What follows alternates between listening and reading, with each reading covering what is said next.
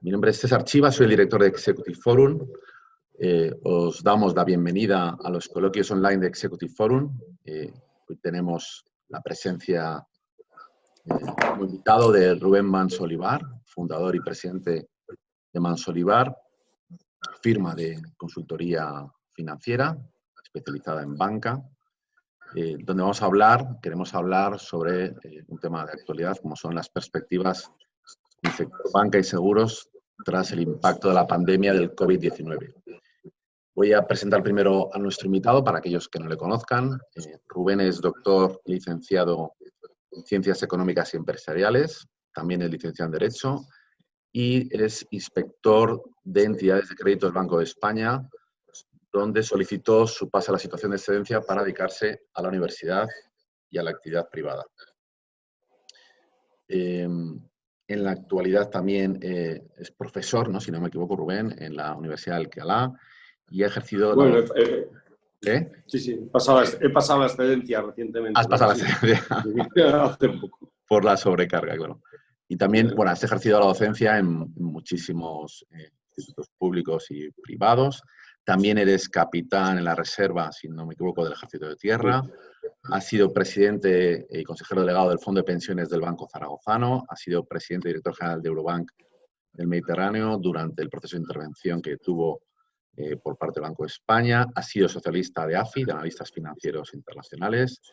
Desde el año 2005 ha sido administrador único del Banco de Madrid, representando al accionista único de la banca privada de Andorra, que fue... Sí, porque es un banco intervenido. Bueno, no es un banco realmente, pero vamos, es un banco en resolución, ¿no? O sea, en resolución, eso es. Sabemos que cuando entran en resolución se les retira la ficha, pero bueno. Claro, claro. Es un proceso de resolución bancaria. De resolución bancaria, efectivamente. Para finalizarlo, ¿no? Entiendo, ¿no? Exacto. Y luego, y también, bueno, eres diputado en Cortes por la circunscripción de Málaga en la actual legislatura, ¿no? Entonces, bueno, muchísimas gracias, Rubén, por venir con nosotros. Estamos encantados porque es un experto de reconocido prestigio en este ámbito. Antes de comenzar, me gustaría decir que ahora Rubén va a hacer una exposición, le vamos a hacer unas preguntas. Animo a todos los asistentes a que nos hagan preguntas. Hay dos opciones me imagino que casi todos conocéis Zoom, pero bueno, a través del chat y de una funcionalidad que se llama preguntas y respuestas, nos podéis lanzar las preguntas, las veremos Rubén y yo mismo, que yo haré de moderador, o sea que desde este momento ya podéis hacer las preguntas. Pero quiero, bueno, pues ahora, como hemos quedado, vamos a pedirle a Rubén que nos haga una pequeña foto de este momento en el que nos encontramos para empezar la exposición. Muchas gracias, Rubén. Mira, muchas gracias. Bueno, lo primero, agradecer a César la invitación. Somos amigos de hace muchos años y la verdad es que esto es un modo de reinventarse, ¿no? Que es una de las cosas que vamos a tener que procurar pasada esta crisis. Vamos a ver. Ahora mismo yo creo que todavía es muy pronto para hacerse a la idea de lo que va a pasar. Es decir, nos hemos puesto a lo mejor muy catastrofistas. El Deutsche Bank, por ejemplo, augura, y algunas otras casas de análisis, ¿no?, económico, auguran una caída en el segundo trimestre del 2020 del 20 y el 22% en el PIB, con el impacto, es en un trimestre, una caída del 20 y el 22% en tasas anuales, ¿no? Con el impacto que pudiera tener en el PIB. Por ejemplo, en el caso de español, se habla incluso en tasa anual de una caída del 15%, que es un retroceso brutal, ¿sí? Pero realmente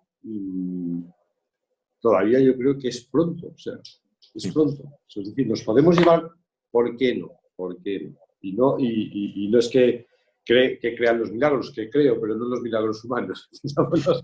Es decir, ¿por qué no? ¿Por qué no nos podemos encontrar en un mes una vacuna, una medicina, dado el avance que tiene la técnica hoy día, ¿no?, y la velocidad con la que deben estar trabajando los laboratorios? ¿Por qué no? Y entonces resulta que esto se queda en un susto. ¿Me explico? Y entonces, hombre, el susto de tener parado España un mes, pues chico, o 2 meses, pues al final es un 5% del PIB, pero no afecta a nada, el turismo no se nos escapa, que son los grandes problemas que tenemos en España. Oiga, empezamos a ver las cosas de otra manera. O sea, que tampoco... Yo creo que todavía es muy... Ahora, lo único que podemos hablar es ceteris paribus, como decimos los economistas, no sabéis estudiado, pero ceteris paribus, es decir, ahora mismo, sin ningún factor exógeno, tipo hoy aparece la vacuna, aparece me explico, la medicina que cura a los enfermos, la vacuna que lo previene, y a partir de ahí, bueno, pues hay que replantearse un poquito el comercio internacional y los contactos humanos, pero oye, si aparece, como aparezca la vacuna y aparezca la medicina, los escrúpulos no van a ser tantos como los creemos, ¿eh? Porque se nos olvida muy pronto lo malo, ¿eh? Entonces, el impacto no será tan grave. Pero bueno, de continuar así, es decir, de no aparecer ese factor externo relativamente rápido, es tener un país 3 meses cerrado, pues lo que sí va a ocurrir, o sea, lo que ocurrirá y lo que sí va a ocurrir incluso aunque aparezca ese remedio, pero no con tanta fuerza, digamos, es que todos los países de economías ahí son los estabilizadores automáticos, indudablemente el Estado va a tener, con independencia de las medidas que tome, luego hablamos de la vida, que auxiliar, lógicamente, a un montón de personas que van a quedar en una situación delicada durante el tiempo que dure esa situación delicada. Y parece ser que en el mes de marzo se han inscrito 2 millones de parados. Es el típico ejemplo de estabilizador automático, ¿no? Has dejado de tener 2 millones de contribuyentes al sistema de seguridad social y al IRPF que automáticamente te pasan a los servicios públicos de empleo y son demandantes de una prestación. Ya sabemos lo que pasa. Eso va a generar déficit. Más del que preveía el gobierno, mucho más del que preveía el gobierno para este año, ¿eh? Que estaba por debajo del 2%. Bueno, no sé si ese es el cuadro macroeconómico que publicó el Ministerio. Yo creo que realmente internamente preveía más, pero eso es por la composición del gobierno y la tendencia que tiene este gobierno a determinadas políticas. Pero en principio está claro que solamente eso dispararía fuertemente el déficit. Luego están las medidas ya extraordinarias que se están tomando, ¿no? Las medidas extraordinarias que se están tomando, de permisos de ayudas a las empresas a través de PSIERES, de financiación pública que está a través, o mejor dicho, avales públicos para la financiación privada. Entonces, aquí lo que nos vamos en principio es a un escenario indudablemente de gasto muy elevado, escasos ingresos por escasa actividad, más súmale gastos extraordinarios, es decir, lo he querido separar lo que serían los gastos automáticos, los estabilizadores automáticos que te entran, un estabilizador automático con su reducción consecuente de ingresos, incremento fuerte del déficit y además gastos extraordinarios porque se están tomando medidas extraordinarias de gasto, ¿vale? Bien, eso es un escenario de déficit elevado, muy elevado, que en principio lo que requiere es financiación. Yo ya sabéis que soy muy contrario al déficit, pero claro, lo que no soy es ¿cómo se llama? Un talibán del no déficit. Es decir, vamos a ver, hasta en las familias, esto es algo que ha explicado muy mal a veces la derecha, dice hasta en las familias se entra en déficit en determinados momentos. Todos entramos en déficit el año que compramos coche, el año que compramos casa, el año que casamos un hijo, porque ese año los pagos superan a los cobros y ese año uno tira de ahorros o se endeuda. Y eso es una buena gestión de una familia, ¿vale? O sea, no nos pongamos allá todas las delantillas. Ahora, lo que no es razonable es las políticas que hemos seguido durante años. ¿Qué políticas hemos seguido? Hemos seguido políticas de déficit continuo, es decir, déficit tanto los años que nos va bien como los que nos va mal. Los años en que nos va bien. Hay que generar superávit con una única finalidad, pública, o constituir una base de ahorro para el año en que necesitas incurrir en déficit, por el motivo que sea, por ejemplo, por el motivo de este año, que es una catástrofe, o por el motivo de que tienes que hacer una gran inversión. O tienes que generar esos superávit para amortizar los déficits pasados. explico. España, indudablemente, está en una situación muy mala, porque nosotros no es que hayamos tenido déficits fuertes durante la crisis, es que después de la crisis y con años buenos hemos seguido teniendo. Ese es el problema de España. ¿De acuerdo? O sea, yo no soy contrario a entrar en déficit ahora, incluso entrar en un déficit fuerte. Ahora es necesario entrar en un déficit para sacar el país. Al fin y al cabo, a lo que más se parece la situación en que estamos ahora mismo es a una guerra. Se parece muchísimo a una guerra, en muchos aspectos. Tenemos la sociedad bajo el control del Estado, aunque no seamos socialistas o comunistas, ¿no? Pero es lógico, es uno de los casos en los que incluso los liberales te digan, oye, pues es uno de los casos en los que hay que poner toda la sociedad no bajo la dirección del Estado para combatir el enemigo. Un caso claro, porque además una de las principales funciones del Estado es salvar la vida de sus ciudadanos, en este caso la vida. Y a partir de aquí, en eso se parece a una guerra, tenemos un enemigo, ¿de acuerdo? Tenemos que hacer un elevado gasto en vencer al enemigo, ¿de acuerdo? Pero tenemos un problema que no tenemos en una guerra convencional. Digo convencional porque no sé cómo serían las guerras ahora, pero las que todos nos imaginábamos con carros de combate, tíos tirados por el barro disparando. ¿Cuál es la diferencia? Bueno, pues que en una guerra convencional, en la retaguardia, hay pleno empleo. Que parezca mentira. Se está produciendo mucho. Se produce precisamente para el frente. Se produce mucho bien de equipo que va a ser destruido. Eso es lo que pasa en una guerra convencional.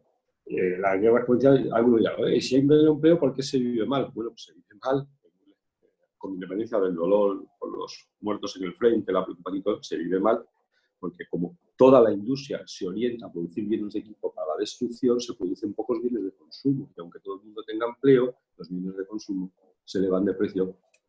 Lo explico, porque se produce estrictamente lo necesario. En la guerra no se producen lujos, ni se producen no se producen bienes de lujo, ni tal, se produce estrictamente. Por eso en las guerras, en las retaguardias se pasa como necesita. Pero bueno, vamos a ver. Entonces se parece a eso. Pero claro, la diferencia que vemos es que nosotros en la retaguardia no estamos produciendo. ¿Me explico?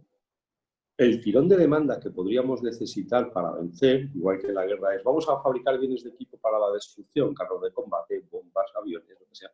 Aquí podríamos, y de hecho se está haciendo, se están reorientando actividades hacia la producción de guerra, porque producir mascarillas ahora es producción de guerra, entiéndase.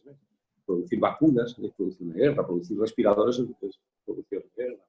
Ese no hace un tirón de demanda como hace una guerra, por lo tanto, vale.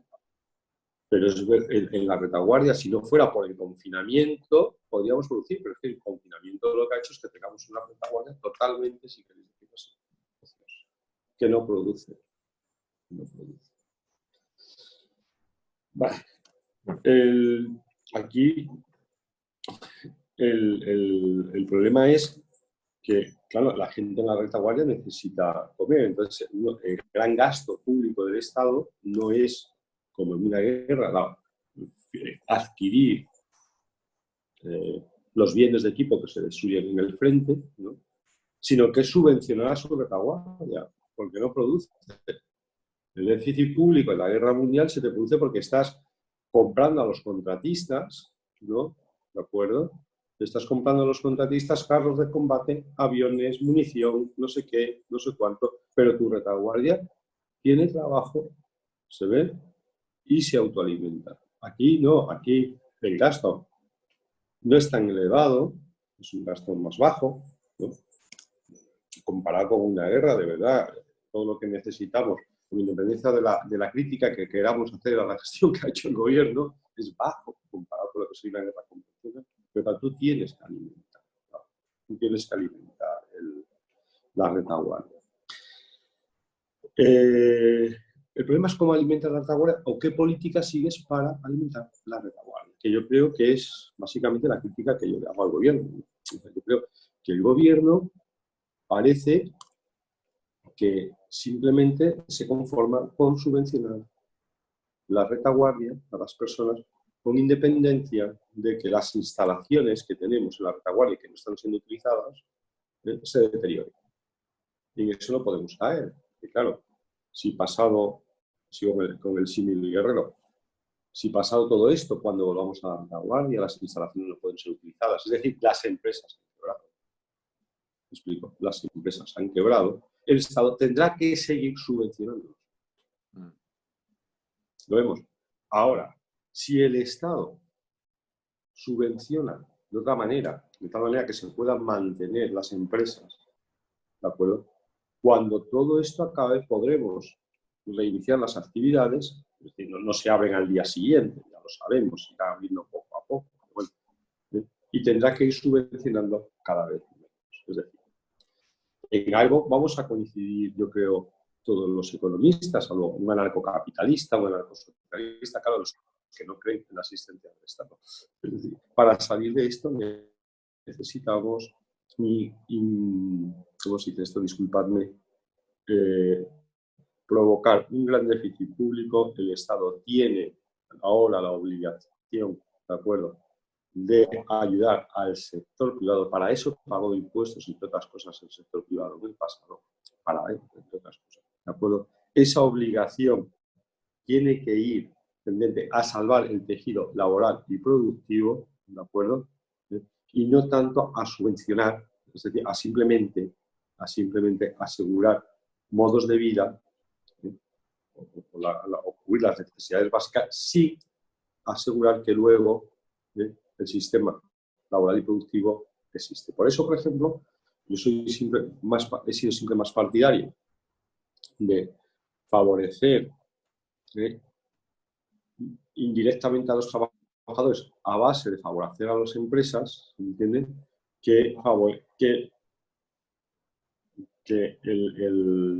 el subsidio directo, por decirlo de algún modo, el subsidio directo, o mejor dicho, no así, lo que ha hecho un poco este gobierno, ¿no?, que ha sido dejar a las empresas en una situación, y lo sabemos por los autónomos, etcétera, etcétera, en una situación en la que, oiga, usted puede terminar desapareciendo. Por ejemplo, el tema del subsidio retribuido.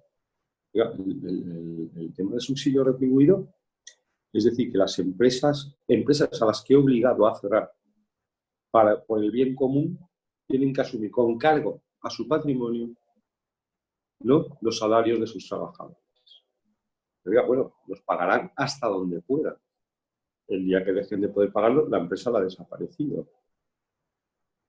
Y luego ya a ver qué hace usted cuando todo esto acabe. Sin embargo, si usted lo que hace es pagarle el salario al trabajador, ¿no?, luego la empresa sigue existiendo, podrá abrir el cierre, ¿no?, y usted se quitará a sus trabajadores.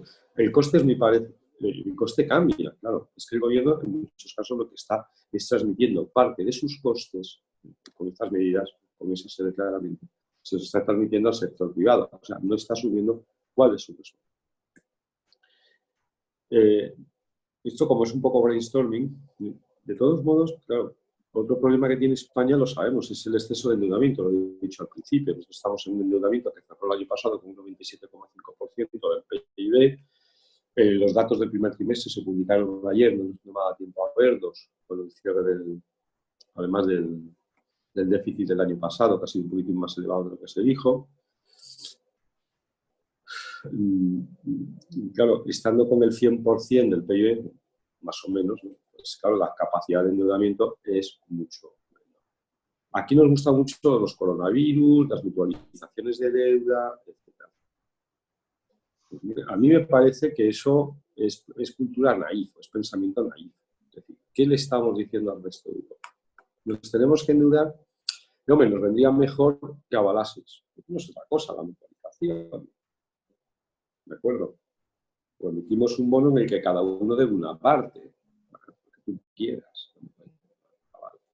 ¿Qué te van a decir nosotros? Pues si usted necesita endeudarse, endeudarse usted. Ya, claro, pero es que entonces el tipo no sale tan bueno, ya, claro. Yo creo que de las cosas que los holandeses han dicho muchas barbaridades, por ejemplo. Esto sí que es una barbaridad, ¿no? Ya, los españoles quieren salvar a sus viejos, pues claro que queremos salvar a nuestros viejos. Vosotros veréis lo que hacéis. Disculpad, porque en mi casa las leyes antitabaco no operan por lo menos en la trabajo. dice. Pero de las cosas que se han dicho bien los holandeses y los alemanes es, ya, ustedes han endeudado, ustedes no han aprovechado los años buenos para generar superávit. Nosotros hemos reducido nuestra deuda pública. Eso es cierto que yo creo que España, a ver si lo entiendo, ¿vale? Yo creo que España va a tener la suerte de cara. ¿Por qué? Porque se va a emitir el Banco Central, o sea, se va a emitir liquidez abundante por parte del Banco Central Europeo, es decir, el Banco Central Europeo va a dar liquidez suficiente, por lo menos lo han anunciado, para que podamos financiar nuestra deuda. Los tipos van a ser bajos, a pesar de que han subido mucho, ¿no? Se nos ha olvidado que los tipos estaban al 0,26 hace nada y están al 0,66, han subido como 40 puntos básicos. Pero bueno, el 10 años, todavía sigue siendo un tipo muy bajo. Por lo cual, por ejemplo, una necesidad de 100.000 millones al 1% anual nos costaría 1.000 millones.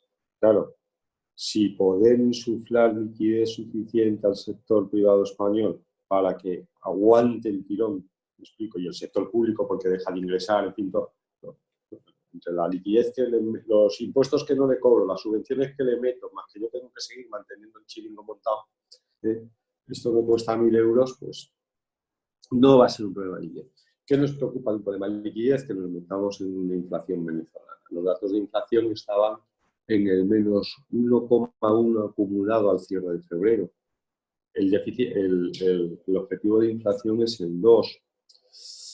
Yo no creo que nos vayamos a ir a una inflación venezolana, ¿de acuerdo?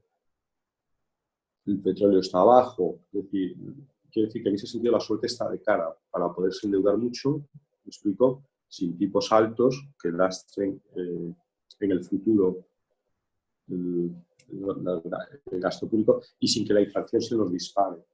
De hecho, probablemente, como en toda crisis, para salir de ella, pues se puede aplicar algún tipo de política keynesiana. Perdón un momento, mi mujer. Algún tipo de política keynesiana, pues, pero con una inflación moderada, es decir, con una inflación del 4 o el 5% en un momento dado, reduces el valor real de la deuda en muy pocos años en un porcentaje importante.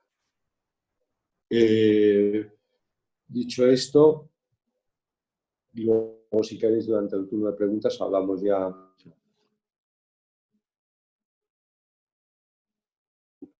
¿Vale? Yo creo que para financiarnos, sé lo que se diga, bueno, a pesar de que estemos en el 100%, pero gracias a esos anuncios que ha hecho el Banco Central Europeo, que la inflación está baja y sí, que la inflación está baja y que el mercado mundial necesita un tirón de demanda de algún modo porque, claro, está todo parado, por lo menos en España y en otros muchos países se está generando. Pero bueno, para no enrollarme más, porque me lo tomo como una charla de amigos, me he puesto a hablar.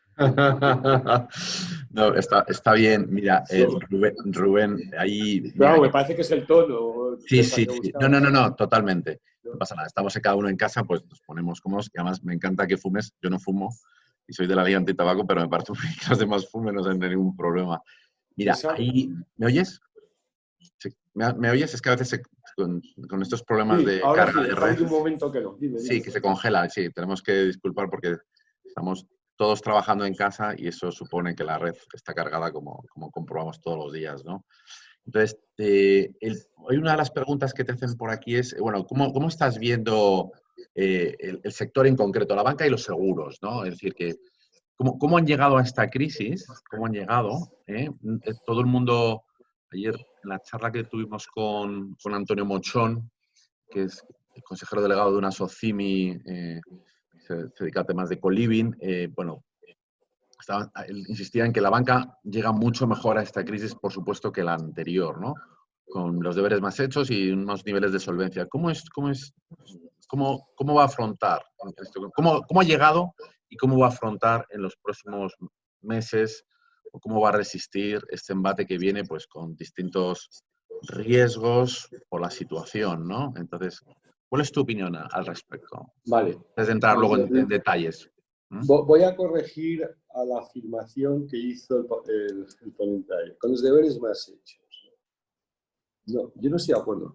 La banca llegó a las crisis anteriores con los deberes hechos y llega a esta con los deberes hechos. Lo que pasa es que la regulación anterior era muy poco exigente, que es muy distinto.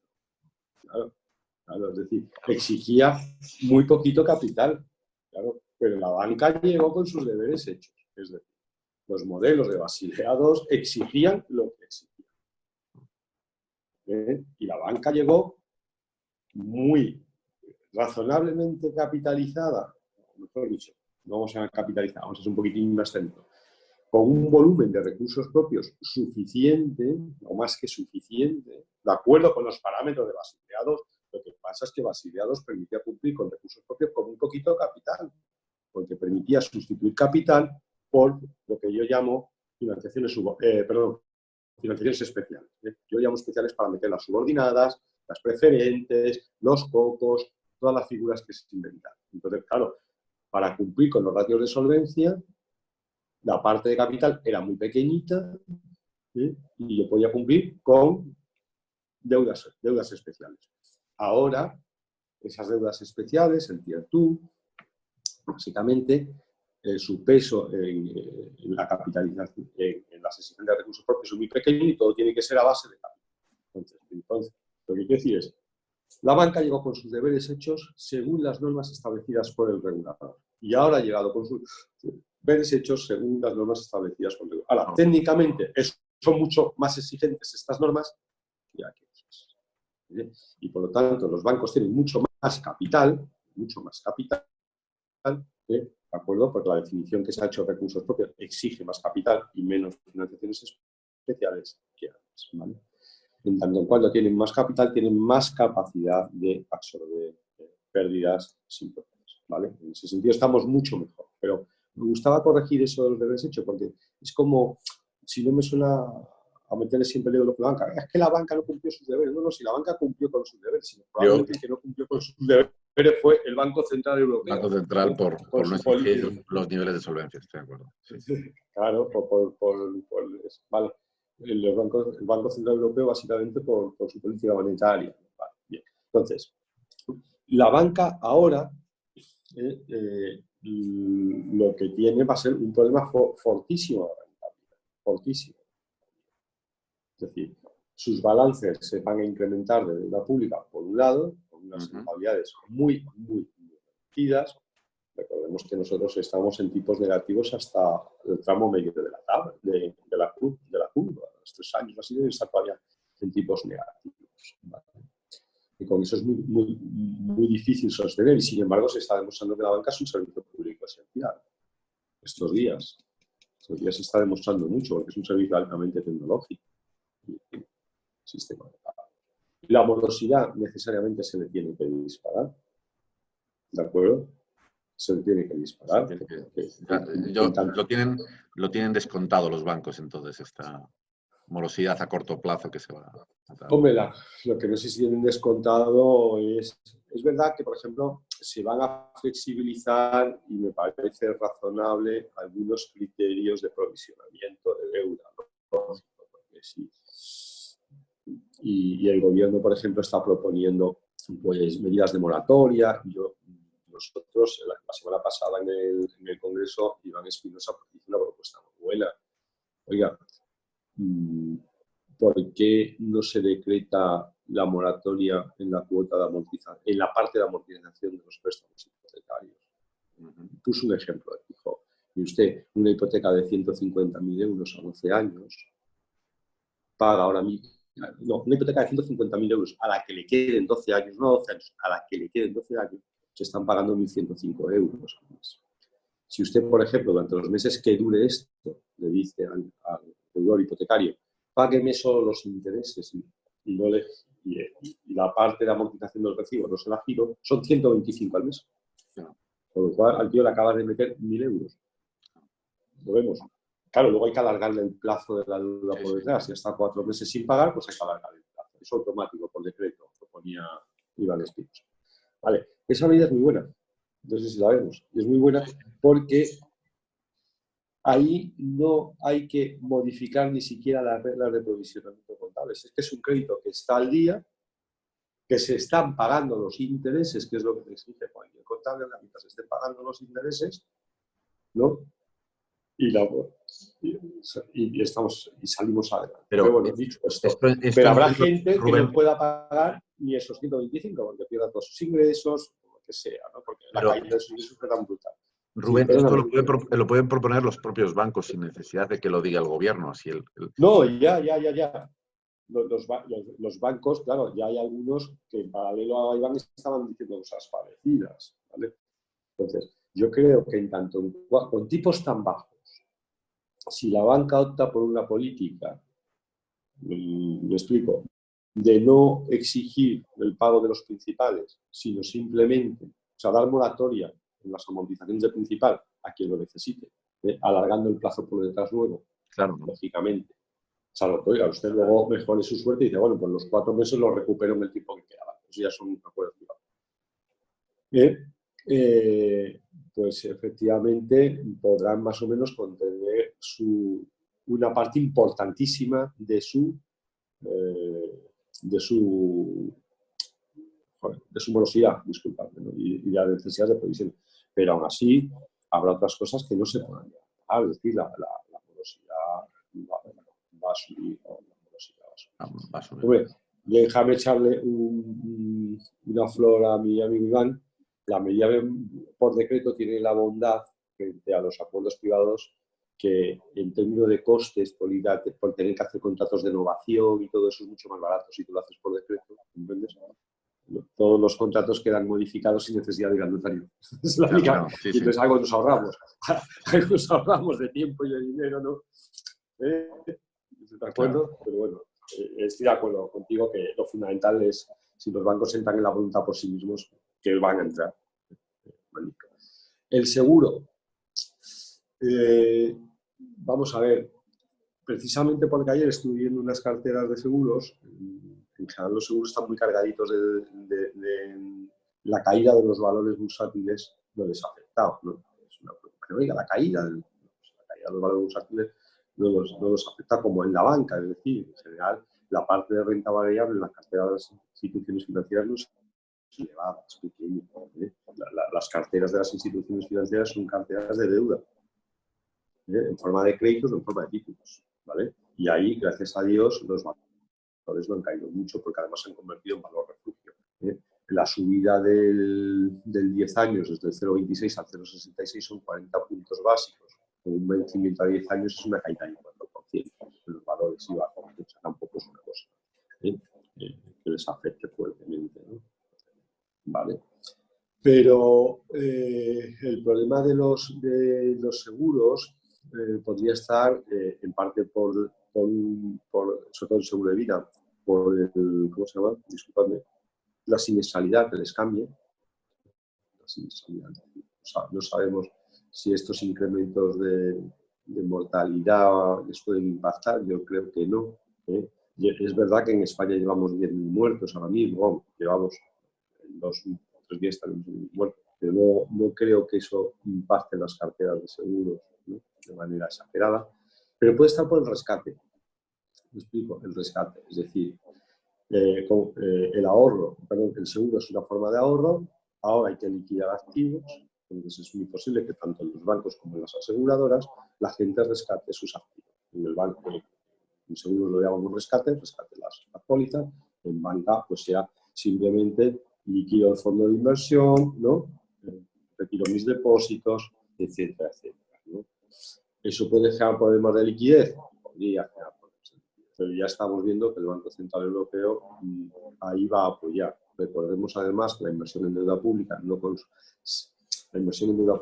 consume recursos propios cuando es a corto plazo la deuda, porque cuando es a largo plazo, aunque no te consuma por lo que se llama riesgo de impago, sí te va a consumir por otro tipo de interés, ¿vale? Pero eso bien trabajado. Eso sí que es fácilmente, técnicamente muy gestionable. Es decir, las exposiciones, pues en fin, Y creo que es más problemático el tema del provisionamiento, que hablábamos al principio, que el incremento de la deuda pública a largo plazo por el consumo de recursos propios que pueda hacer. Es decir, que yo creo que la banca y los seguros, no digo que sea plato de gusto donde les viene, porque no lo es, no lo es. Las rentabilidades son muy bajas, especialmente para la banca. Pero yo creo que están en condiciones de aguantar bien el shock. Yo creo que están en condiciones buenas de aguantar bien. Muy bien, mira, Rubén, no sé si querías comentar alguna cosa más. Mira, hay una persona, precisamente Antonio, la persona que intervino ayer, y él, bueno, pues comentó una cosa que vuelvo a preguntarte aquí, es, ¿tú qué opinas de estas medidas que ha adoptado el gobierno en cuanto a lo que se refiere a la tramitación por los bancos a las empresas, ¿no? De todos estos créditos y tal, ¿no? Porque él dice que es las medidas titulares, que muchas veces son titulares de periódicos, una cosa es la propaganda, ¿no? Y luego, bueno, pues vamos a ver cómo se concreta, ¿no? Vamos a hacer no sé qué y luego la realidad es que no. ¿Cuál es tu valoración, ¿no? De esas medidas y luego si confías en que habrá una traslación real o no? A ver, no sé si me explico. Sí, te he entendido perfectamente. De hecho, fíjate, un momento antes de conectarme contigo, estaba leyendo un tuit de Andrés Herzog, el abogado, el que estaba en IPJ, ¿te acuerdas que tuvo el caso Banca? Un tipo realmente interesante. Entonces, se estaba contando que, claro, los ERTEs que se habían planteado antes de esto que hemos llamado la prohibición de despido, entre comillas, no es exactamente la prohibición de despido, o sea, que eso lleva también el gobierno, cierta razón. Cierta razón. Aunque es verdad que ha puesto a las compañías, les ha apretado mucho, les ha puesto unas condiciones muy difíciles de despido, pero bueno, no digo usted tanto, pero bueno, vamos a perdonar a los periodistas, a los titulares. Incluso vamos a perdonarnos a la oposición. Decía que que el tema de los ERTES, primero, es muy complicado, ¿no? Para empresas muy pequeñas, no se puede hacer las muy pequeñas. No. No vamos a entrar en toda la burocracia que han exigido, que aunque la hayan reducido mucho, sigue siendo excesiva para cogerse un ERTE. Se nota que la norma está hecha, y yo lo dije en algún momento en otro sitio, se nota que la norma está hecha por un sindicalista de gran empresa, con la mentalidad burocrática del miembro del comité de empresa de un Telefónica, por ejemplo. Que no sepa de Telefónica es para el ejemplo. ¿Vale? Entonces, pero bueno, aún así la gente ha conseguido presentar el test cuando se podía haber trabajado con un sistema de declaración responsable y luego ir a comprobación a posteriori, porque estábamos en una situación. Creo que estaba contando el CER, disculpando. Pues el CER estaba contando que están rechazando los ERTES. Que están rechazando los ERTES. A mí me consta que mucha pequeña empresa, incluso de la que se pueda coger a ERTE, lo que ha hecho es llegar a acuerdos, ¿me explico? A acuerdos con sus trabajadores de reducción de jornada. De reducción de jornada. Claro, eso lo pueden hacer algunos, porque hay compañías que a lo mejor pueden decir a sus trabajadores, mira, te pago, un caso que me contaban ayer, el 40% del salario. Y acabo de reducir mis costes en un 60%. Pero claro, yo puedo asumir el 40% a cambio de que casi no produzcas o no produzcas nada, depende del caso. Si esto dura un tiempo, me explico, ¿no? Si dura mucho tiempo, me voy a carete. Por eso ayer Iván Espinosa proponía, pague usted el salario de ese trabajador. Me explico, ¿no? Pague usted el trabajo para que luego ya la empresa no desaparezca cuando esto termine. ¿No? Eso tiene una limitación temporal. ¿No? O sea, tampoco... Y el Estado podría estar pagando 10 años de salario. ¿No? Sabemos que eso es para un periodo corto de tiempo, genera un déficit fuerte, pero bueno, luego tienes la estructura. Esa es una medida. Los préstamos ICO, pues a mí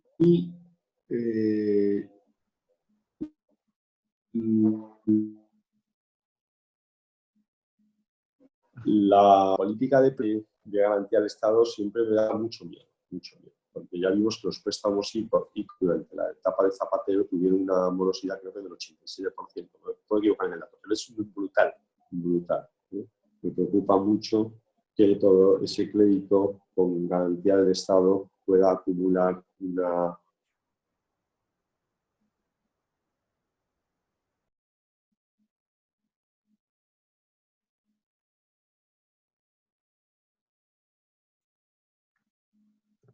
Rubén. Parece que hemos perdido la conexión con Rubén. Rubén, ¿me oyes? Es que no te oigo. ¿No, ¿me oyes? No, no. Es que de repente se ha ido la señal. Ahora se ha quedado tu imagen congelada. Pero te oigo como regular. A ver si... ¿Me oís ahora? Ahora sí, ahora sí. Ahora sí. No, está diciendo que me preocupa mucho que la morosidad se dispare. Pero bueno, me consta que las ofertas, que hay algún banco, al menos de los grandes, que ya está ofreciendo los créditos estos con garantía del Estado a las empresas. Eso sí me consta, ¿eh? Y además ha sido el banco el que ha sido proactivo en dirigirse a las empresas. De todos modos, es que siempre pensamos que la medida de liquidez a veces es meter dinero nuevo y a veces no hace falta meter dinero nuevo y es mejor, ¿eh? Mucho es aplazamientos de pago. O sea, la medida que hablábamos antes de no cobrar el principal de los intereses mientras dure la situación, no necesita dinero nuevo del Banco Central Europeo.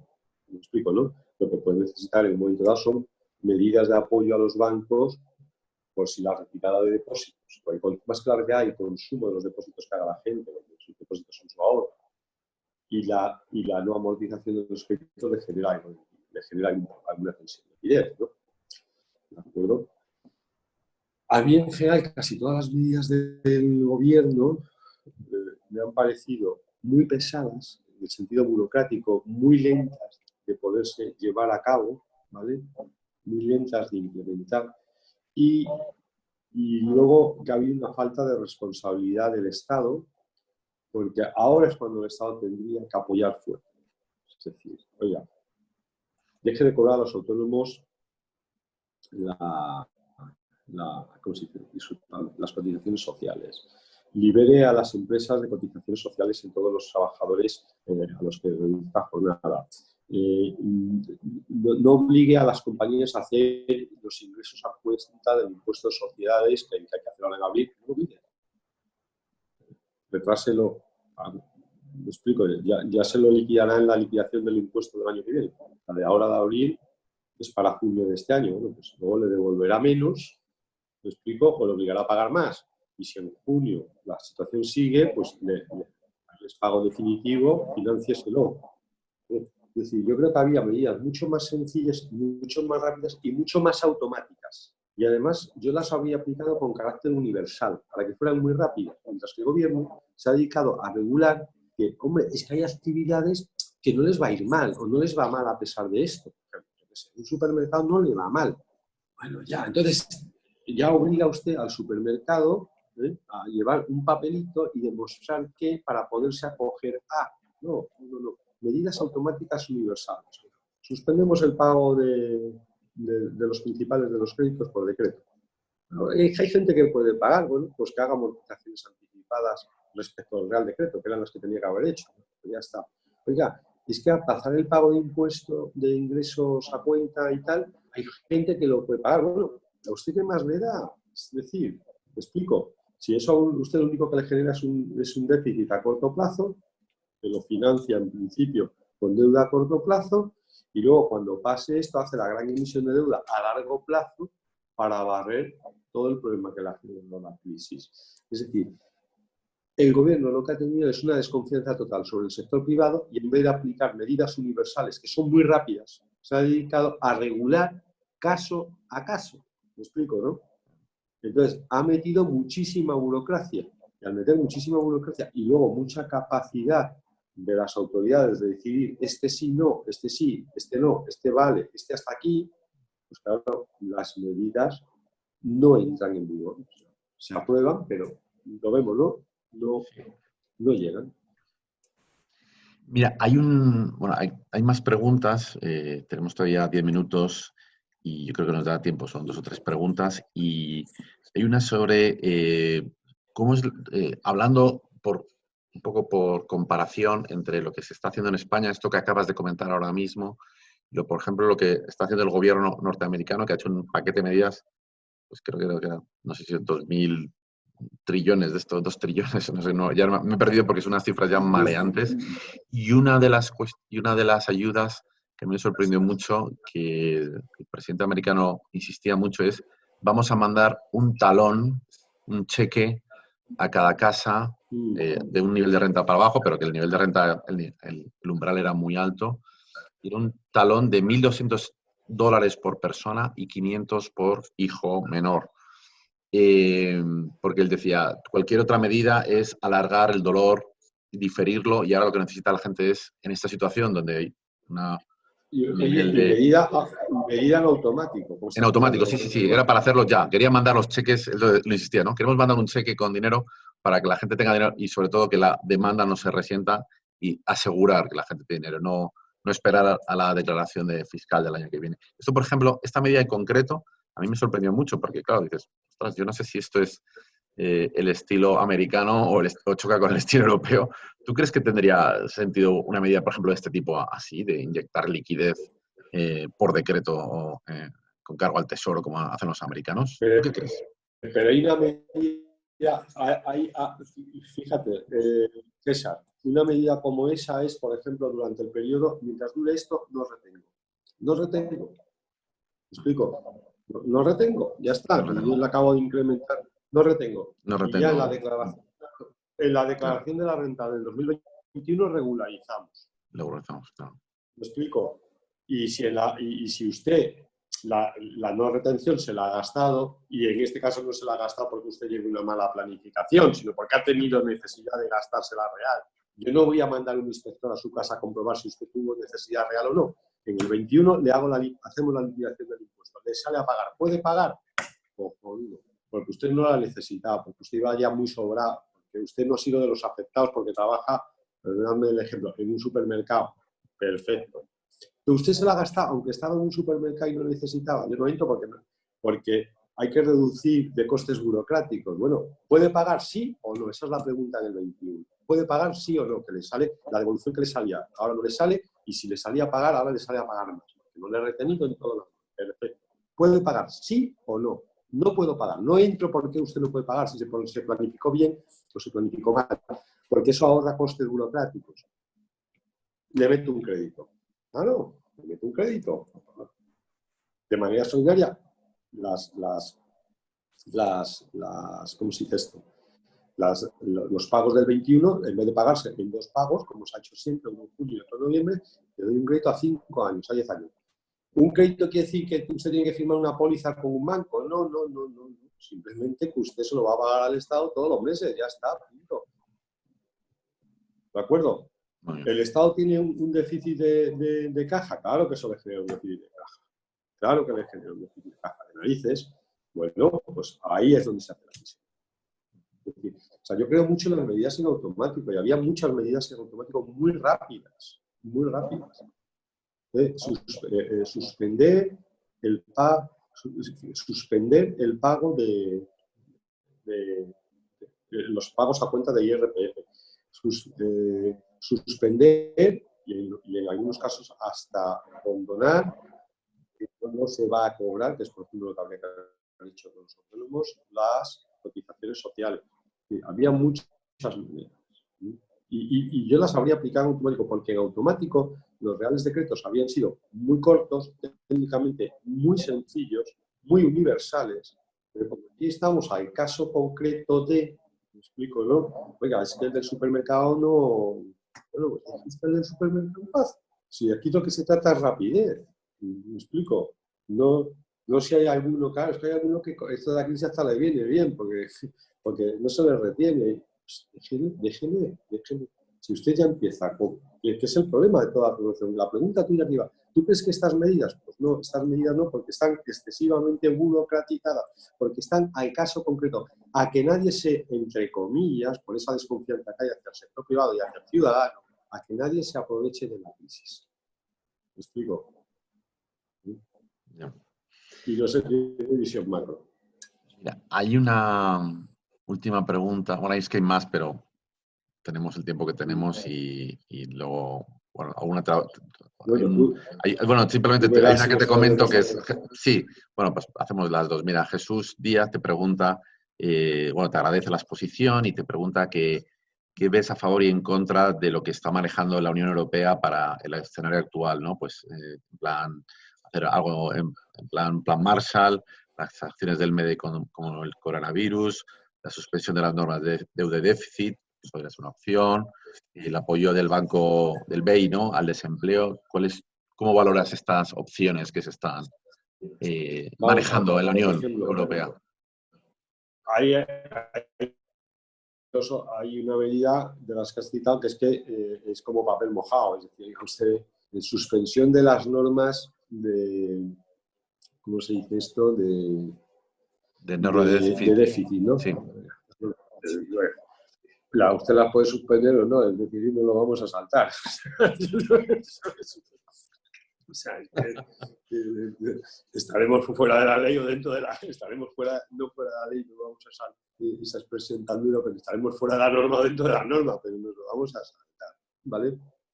A mí lo del plan Marshall, pues es que no sé cómo explicar. El plan Marshall tenía que reconstruir, había que reconstruir toda la capacidad productiva de Europa. Es que Europa tiene capacidad productiva, no hay que reconstruir nada, siempre que no dejemos que las empresas se mueran.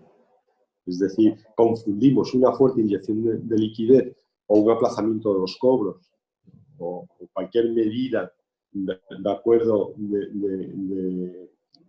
que permita a las familias hacer frente a sus obligaciones en el tiempo, con lo que supone eso, en muchos casos, una fuerte inyección de liquidez por parte del Banco Central Europeo, con un plan Marshall. Un plan Marshall supone construir fábricas, construir equipamiento, construir. Europa está razonablemente de acuerdo. Es decir, le queremos llamar plan Marshall porque tenemos muy buenos recuerdos del plan Marshall.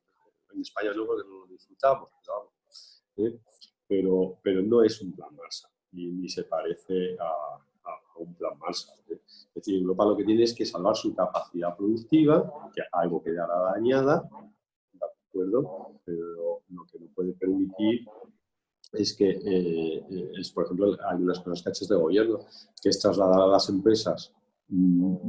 Las empresas igualmente coste van a tener, pero trasladarle a una parte importante de los costes que podría y debería asumir el Estado. Porque el cierre de una empresa temporalmente por decreto del gobierno, ¿no? A mí me parece que en derecho es que es indemnizable, es que es totalmente indemnizable. O sea, yo no he cerrado, ya sé que usted lo hace por un bien mayor, ¿de acuerdo? Pero lo que tendrá que soportar la colectividad, no yo. ¿Me explico? No, tendrá que soportar la colectividad, no yo, porque el Estado, si algún sentido tiene el Estado, es dotar de solidaridad a la nación. Bueno, hay una última pregunta, es casi una pregunta de asesor, ¿no? Que tú qué le aconsejas a un ahorrador estándar, ¿no? De tipo medio para que su patrimonio se mantenga, ¿no? Y así poder preservarlo, ¿no? ¿Tú qué dirías, no? Hay miedo, ¿no? De decir, joder, macho, esto me va a hacer un agujero el bolsillo, ¿no? Entonces, esto es una pregunta más de asesor financiero, ¿no? Pero bueno, tú... El mal asesor financiero y las prácticas de asesoría están reguladas por la Comisión Nacional dentro de un contrato y unas normas, y yo no me las quisiera saltar. Si estuviéramos como estamos en un coloquio online, así casual y tal, aquí sin la corbata, con el puro, ¿qué dirías? Sí, sí. No, realmente no voy a mojar, César, ¿no?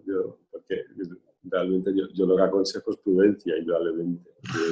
Hay algunos que pensarán que con la bolsa en los niveles en los que está es buen momento para entrar, porque podemos pensar que estos recortes fuertes son oportunidades de compra a largo plazo. ¿Vale? Puede serlo. Pero si va a meter usted dinero en renta variable, que sea el dinero que necesita recuperar a largo plazo. Es decir, que usted no va a necesitar, porque por muy bajo que lo vea ahora, a lo mejor lo ve más bajo dentro de los próximos 6 meses. ¿Me explico, no? Entonces, si usted está muy convencido de que los niveles de ahora son muy bajos, lo parecen. Eso no quiere decir que no vayan a ser más bajos en el corto plazo, poniendo corto plazo hasta 6 meses. Entonces usted tiene que tener muy claro que no necesita el dinero. Es decir, que esto es una inversión a largo plazo, claro. Aunque hubiera entrado en la bolsa en el año 2012 a 5.800, pues hace poco tenía casi doblado el capital. Claro. Pero hubo gente que entró a 5.800, entró en el año 12 a 7.000. Bueno, si entró a 7.000 porque pensaba que en el corto plazo, necesitaba dinero en el corto plazo, se equivocó, porque luego estuvo un 10% o un 15% más bajo. Si no necesitaba el dinero, se entró en el 2012, pues hasta hace poco, si liquidó hace poco, ha hecho un gran beneficio. Es decir, yo, por ejemplo, temas de bolsa, creo que hay que entrar con una mentalidad de uno, puede caer más, siempre puede caer más, siempre, por muy bajo, nunca sabemos cuál es el mínimo, nunca lo sabemos. Ergo, si usted entra, tiene que estar dispuesto a aguantar pérdidas fuertes en el corto plazo, hasta un año incluso, ¿de acuerdo? ¿Sí? Y tiene que plantearse la inversión a largo. Eso paga, ¿de acuerdo? Ya está.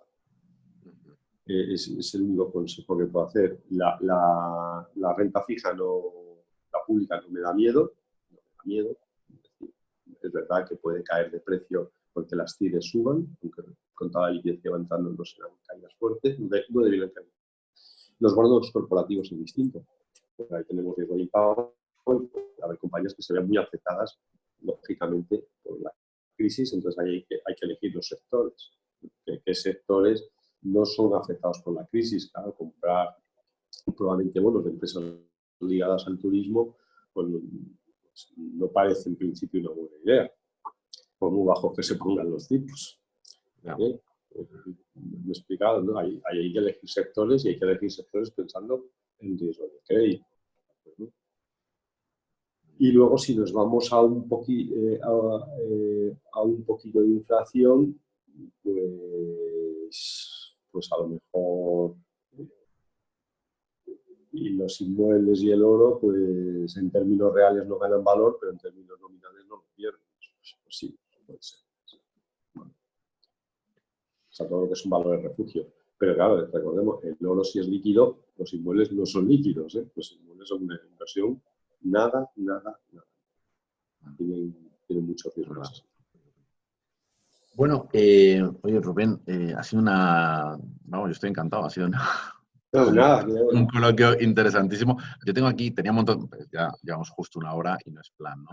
Preguntas iban a ser como más calientes de sobre todo el plan en el acuerdo político, pero no te las planteo ahora, simplemente te las dejo ahí para otra conversación, si quieres más adelante y quizá en otro debate sobre el acuerdo de gobierno que hicieron los partidos que llegaron, que están ahora en el poder, pues hablaban de cosas como la nacionalización, se hace una banca pública con el ICO, nacionalizar Bankia, etcétera, ¿no? Entonces, seguro que estas cosas tú tendrías ahí muchos comentarios que hacer y, bueno, y otras cuestiones más de índole político, que es como sí, pero la otra versión tuya, que eres diputado, y que hoy no es el día, porque hoy queríamos hacer un análisis del sector, ¿no? Y entonces, pero vamos, que siempre tu opinión como experto, porque tú estás muy metido, implicado en este sector, pues también sería para valorar, porque también a veces hacen propuestas que dices, bueno, pues esto lo dice un político así como suena muy bonito, pero hay que ver luego esto, cómo se traslada a la realidad.